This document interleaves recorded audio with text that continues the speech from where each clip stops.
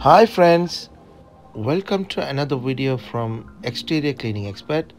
Today we are going to look at what's inside a gutter. I do lots of gutter cleaning jobs.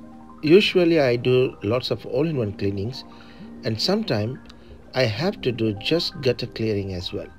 When I have a quote inquiries through email, through the website form, or even from a text message, what I'll do is I'll check the property through street views and give them a quote according to their property type and reaching difficulties. But I'll give them two different type of quotes.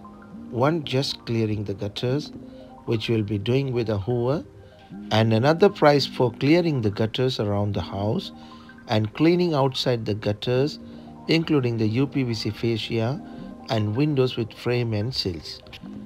95% of my customers choose the all-in-one cleaning job so far, mashallah.